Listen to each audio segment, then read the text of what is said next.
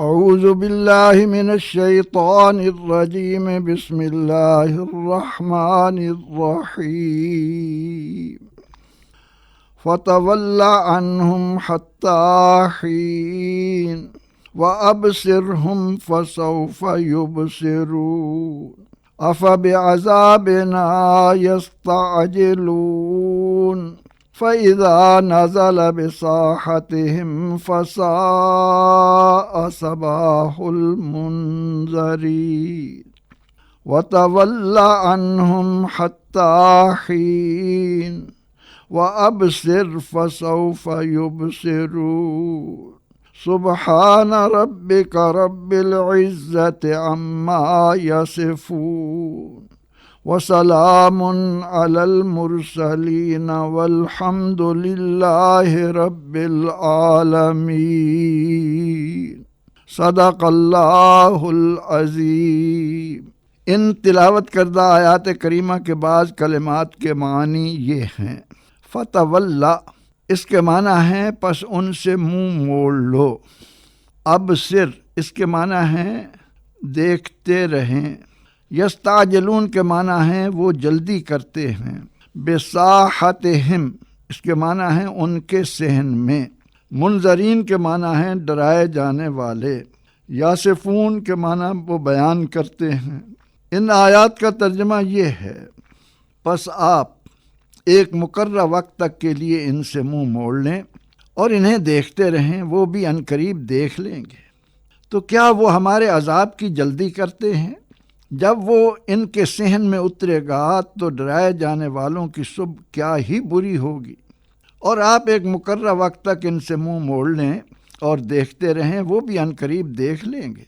آپ کا عزت والا پالنہار اس سے پاک ہے جو وہ بیان کر رہے ہیں، اور تمام رسولوں پر سلام اور تمام تر تعریفیں اللہ کے لیے جو تمام جہانوں کا پالنے والا ہے۔ اس سے ماقبل کی آیات میں بتایا گیا کہ اللہ کے نام کی سربلندی کے لیے لڑنے والے لشکر کامیاب ہوں گے، اور اب ان آیات میں ارشاد ہو رہا ہے کہ اللہ کی مخالفت کرنے والے عذاب سے نہ بچ سکیں گے، اور انبیاء کرام علیہ السلام اپنا انعام پائیں گے۔ قرآن کریم میں دو ٹوک الفاظ میں بتا دیا گیا کہ ما جاء من رسول الا کانوا بہ یستہزئون۔ اللہ جل مجدہ وحدہ لا شریک نے جب کسی قوم کی رہنمائی و آگاہی کے لیے اپنا رسول بھیجا، لوگوں نے ان کا اور ان کی لائی ہوئی پاکیزہ و دانش سے معمور باتوں کا مذاق اڑایا۔ سورہ الصافات کی ان آخری آیات میں بھی اولاد آدم کو انہی حقائق سے آگاہ کیا جا رہا ہے۔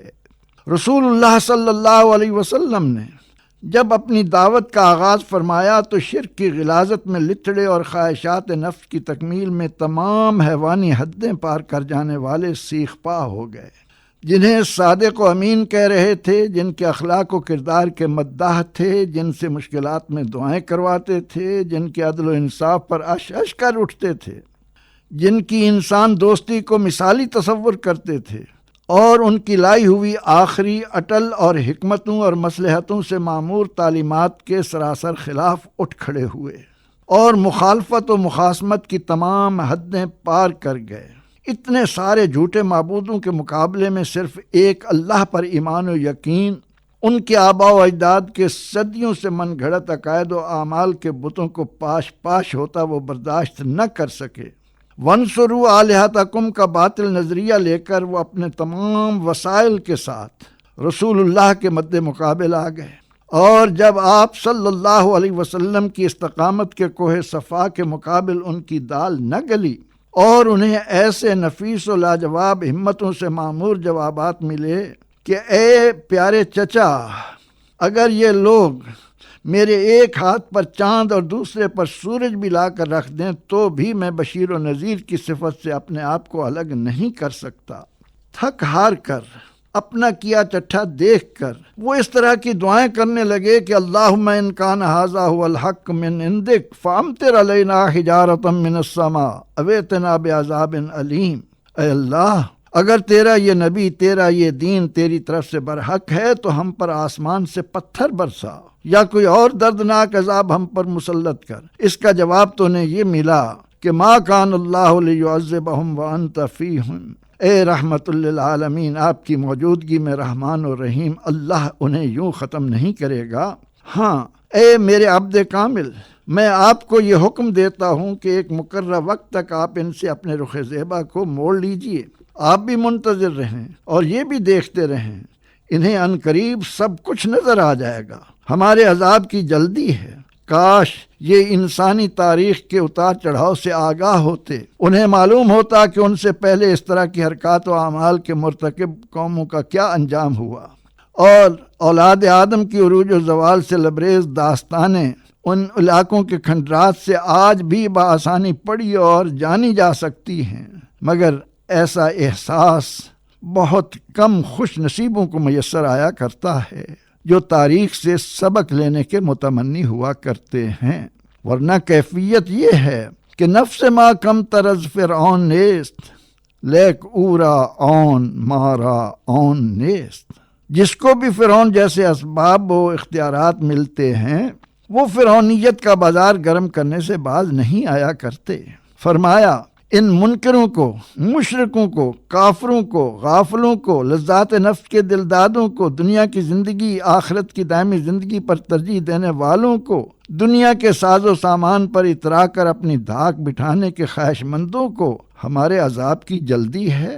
انہیں کیا معلوم کہ ان عذابی لشدید، ان بطش ربک لشدید۔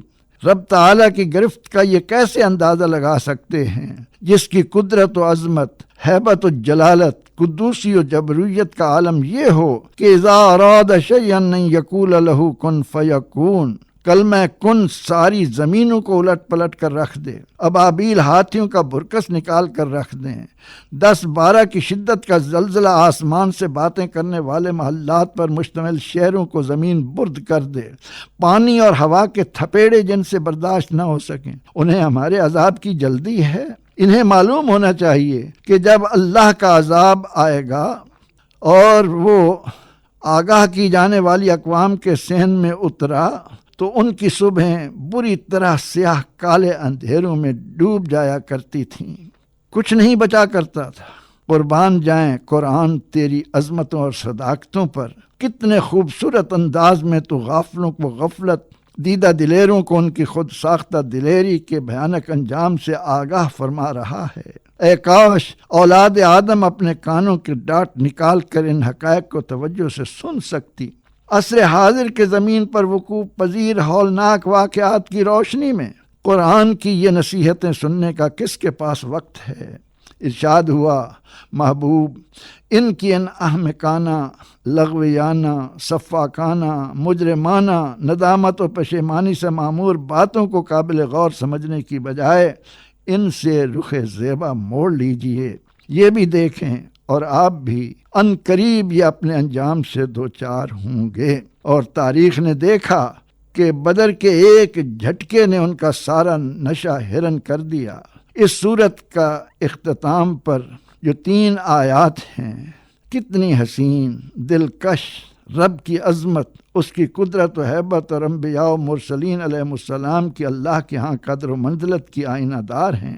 فرمایا لوگ جو مرضی وائی تباہی بکتے پھریں، اس کی عظمت و شان کی رفعتیں ہمیشہ چمکتی دمکتی رہیں گی۔ تمام رسولوں کی محنتوں، عظمتوں اور قدر و منزلت کو سلام، اور تمام تعریفیں اس اللہ کی جس کی آکسیجن، پانی، حرارت سارے جہانوں کی مخلوق کو روزی بہم کر رہے ہیں۔ ان آیات کے متعلق رسول اللہ کا فرمان ہے کہ جو شخص ہر نماز کے بعد 3 مرتبہ یہ آیات پڑھ لیا کرے گا تو وہ اپنے اجر کے پیمانے کو بھر لیا کرے گا۔ اے اللہ ہمیں قرآن سے دوستی کی توفیق عطا فرما، آمین۔ وآخر دعوانا ان الحمد للہ رب العالمین۔